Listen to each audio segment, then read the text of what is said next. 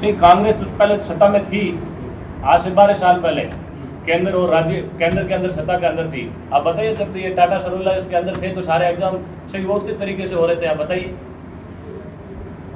क्या गारंटी? उस समय सोशल मीडिया नहीं था इसलिए आउट नहीं हो रहा था। आपकी राज्य सरकार में कितने पेपर आउट हुए? किसकी राज्य सरकार में? यहाँ राजस्थान में। राज्य सरकार, मैं ये कह रहा हूँ, आप कह रहे हो 12 साल पहले, 12 साल पहले सोशल मीडिया नहीं था इसलिए पता नहीं लग पा रहा था। ये बताना चाह रहा हूँ कि जो सुनो, जितने भी बड़े पेपर थे वो सेंट्रल के अधीन होते हैं, जो सेंट्रल के अधीन एजेंसी होती है वो सारे करवाते हैं। आप बताइए, बड़े पेपरों के अंदर और कांग्रेस सरकार के अंदर अगर मान लो पेपर लीक भी हुए तो वो सारे माफिया भी पकड़े गए। भाजपा जो है वो वर्तमान की राज्य सरकार है, वो सत्ता में इस वजह से आई कि पिछली गहलोत सरकार के समय कंटिन्यू 17 पेपर लीक हुए हैं, जिसका कोई जवाब नहीं था। किसके पास? कांग्रेस के पास नहीं, जो भी जब भी पेपर लीक हुए थे वो सारे माफिया, तो उस टाइम भी कांग्रेस के टाइम भी सबके ऊपर कार्रवाई हो रही थी। कार्रवाई होना अलग बात है, छात्रों के साथ तो नुकसान हुआ ना। नहीं, छात्रों के साथ जो भी मान लो कांग्रेस सरकार के टाइम हुई तो उन छात्रों के लिए जो भी व्यवस्था थी, फीस की व्यवस्था थी, वापस उनके जाने की, रहने की, सारी सरकार ने करवाई थी। ये तर्क नहीं हुआ, क्योंकि जैसे अभी नीट का एग्जाम ये पेपर लीक हुआ, हाँ, इस सरकार ने भी कार्रवाई की, पकड़े, रीनीट एग्जाम वापस करवाया। किसके ऊपर कार्रवाई हुई आप बताइए? कई लोग पकड़े नहीं, गए। नाम बताइए आप, किसके ऊपर कार्रवाई हुई? कई लोग पुणे से वगैरह पकड़े गए हैं। किसी कहीं पे भी जो बड़े बड़े संस्थान थे, सीबीआई ने अपना एक्शन लेकर सुनो साहब, जिन जिन लोगों ने इसके ऊपर जो बड़े बड़े हाथी थे ना, ठीक है, कोई बेचारा किसी के पास चला गया पेपर, ठीक है, जो मैन इसका पेपर के जो हाथी थे वो सारे एक भी नहीं पकड़ा गया। अब आप राजनीतिक पार्टियों के पास में हाथी कभी निकलता ही नहीं है, सब कहते हैं मगरमच्छ और हाथी पकड़े, लेकिन पकड़ता कोई नहीं है। अखबार पढ़ते हो रोज, आप भी न्यूज़ देखते हो। इस सरकार में आने के बाद 147 से जानकर मुझे जाने 147 लोग पकड़े गए हैं। इसमें आप बताइए ना, जिसका मुख्य सरगना कौन था पेपर लीक का, वो पकड़ा गया क्या? आप बताओ कौन था मुख्य वो सरगना? तो सरकार में आपके पास सारी नहीं, एजेंसी है, सरकार में नहीं है। अभी नहीं हो, जब कांग्रेस की सरकार थी लीक किया है। किसको? बाबूलाल कटारा, आरपीसी चेयरमैन नहीं, वो चेयरमैन नहीं था, वो कमेटी के मेंबर थे। हाँ। आरपीसी का सदस्य था। हाँ, बाबूलाल कटारा को गिरफ्तार किया इस सरकार ने। हाँ, जालोर के 3 बड़े माफियाओं को गिरफ्तार किया है इस सरकार ने। हाँ, पिछली सरकार कहाँ थी? तो पिछली सरकार में उस टाइम लीक पेपर हुए 18 से लेकर के 23 के बीच में, जो भी 47 पेपर लीक हुए। सुनो, जब पेपर लीक हुए, राजस्थान की सरकार ने तुरंत प्रभाव से उनको ऊपर कार्रवाई कौन सी एसआईटी गठित की? कितनी बार एसआईटी गठित की? आप पेपर लीक की बात कर रहे हैं, राहुल गांधी इतना बड़ा महाअभियान चला रहे हैं। हाँ। क्या ये चुनावी रणनीति है? नहीं, अब इसमें हमने सबसे आपकी पहले सरकार खुद कुछ नहीं कर पाई है। आप इतने बड़े स्तर पे ये काम कर रहे हैं, आप इसका जवाब क्यों नहीं दे पा रहे हैं कि भाई आपकी सरकार ने कितने राहुल गांधी ने जो ये प्रोग्राम, राहुल गांधी ने सवाल पूरा नहीं हुआ सर, कितनी परीक्षाएं लीक हुई, उनमें कितनी बार आपने एसआईटी गठित की? पिछली सरकार का ये रिपोर्ट है आपके पास? राहुल गांधी जी ने जब अशोक गहलोत सरकार थी सर। अशोक गहलोत जी ने भी जब पेपर लीक या ऐसे कोई प्रकरण हुए तो अशोक गहलोत जी ने तुरंत प्रभाव से उनके ऊपर एक्शन लिया। कितने पेपर लीक हुए आपकी सरकार में?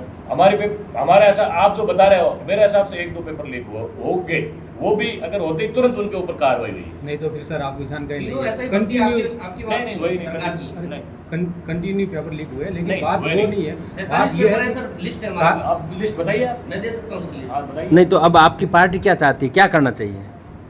इस देश के जो शिक्षा का ढांचा है, जो ये एग्जाम करा रहे हैं, हम चाहते हैं ये स्वतंत्र, आप लोगों को ये भी जानकारी होगी, जो अभी एग्जाम करवा रही है, जो ये एनटीए, उसने 3 बार उसके टेंडर 3 बार के अंदर निरस्त कर करके उस संस्था को दिए गए। तो हम चाहते हैं कि एक स्वतंत्र संस्था, जो पहले टाटा थी, ऐसी कोई स्वतंत्र संस्था हो और ये सारे एग्जाम कराए। स्वतंत्र संस्था का पैमाना क्या है कि ये स्वतंत्र पैमाना ही होगा? तो आप बताइए, पैमाना इसका ये है। अब मैं कांग्रेस से बिलोंग करता हूँ, तो आप लोग तो सीधा आप यही कहोगे कांग्रेसी व्यक्ति है। अब आप किसी विचारधारा व्यक्ति, विशेष विचारधारा का जुड़ा हुआ व्यक्ति, उस संस्था का मालिक, अगर वो एग्जाम करवा रही है तो फिर आप क्या भरोसा करेगा? आप बताइए। देश के अंदर अभी तक, पहले कांग्रेस की टाइम होता था, कोई भी मिनिस्टर के ऊपर अगर किसी प्रकार का कोई आरोप लगता था तो वो स्व इच्छा से इस्तीफा दे देते थे। आप जगह जगह आप देख लो, उनके राज्यों के मुख्यमंत्री तक घोटाला के अंदर शामिल है, लेकिन आज तक कभी भी इस बात पर उन्होंने कभी स्पष्टीकरण नहीं दिया। आप लोगों को जानकारी होगी, आप सब पत्रकार बंधु हैं, सब प्रेस के साथी हैं, आज तक देश के प्रधानमंत्री ने कभी प्रेस नहीं की। तो हम आप लोगों से यही चाह रहे हैं कि अब समय बदल रहा है और आप भी मीडिया के साथ भी इस मुद्दे को इस जो कांग्रेस पार्टी पूरे देश के अंदर जिस तरीके से चला रही है, आप भी उसके अंदर शामिल हो। आपको पता होगा 42 दिन के अंदर 21 आत्महत्याएं छात्र छात्रा ने की है। नीट के बाद में जो री नीट का एग्जाम, उसके बीच में 21 छात्र छात्राओं।